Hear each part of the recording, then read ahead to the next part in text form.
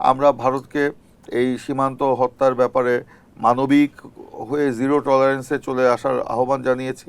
আমরা দেখেছি হ্যাঁ কিছুদিন তো ভালোই যাচ্ছিল, আমরা ইদানিং কিছু দু একটা ঘটনা ঘটেছে, এবং ইদানিং আরও একটা সমস্যা হলো পুশিন সমস্যা, যে ভারত থেকে কিছু লোককে বাংলাদেশের নাগরিক বলে তাদেরকে বাংলাদেশের সীমান্ত দিয়ে বাংলাদেশে ঢুকিয়ে দেওয়ার একটা প্রবণতা আমরা দেখতে পাচ্ছিলাম, যেটা আমাদের সরকারের নির্দেশেই বাংলাদেশের যে বর্ডার গার্ড বা বিজিপি তারা এটা প্রতিরোধ করতে সক্ষম হয়েছে।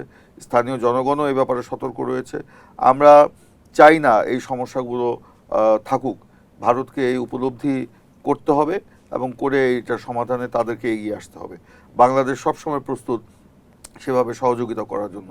এই যে একদিকে যেমন পুশিং করার চেষ্টা হচ্ছে, আমরা এর বিরুদ্ধে আমরা কিন্তু অস্ত্র নিয়ে আমরা তাদের সাথে লড়াই করিনি, আমরা তাদেরকে কূটনৈতিকভাবে এটা সমাধান করার আহ্বান জানিয়েছি। একই সাথে ধরেন এদিকে সীমান্তে আমরা সতর্ক পাহারা রয়েছে বিজিবি এবং জনগণের, এবং একই সাথে কিন্তু আপনার সেখানে পতাকা বৈঠকও হচ্ছে, এবং একেবারে উচ্চ পর্যায়ে বৈঠকগুলো কিন্তু হচ্ছে এই সমস্যাগুলো নিয়ে সমাধানের জন্য।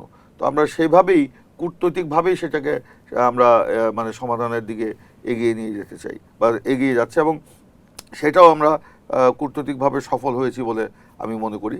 এই পর্যন্ত ভারত সেভাবে আমাদের এখানে পুশিং করতে পারেনি।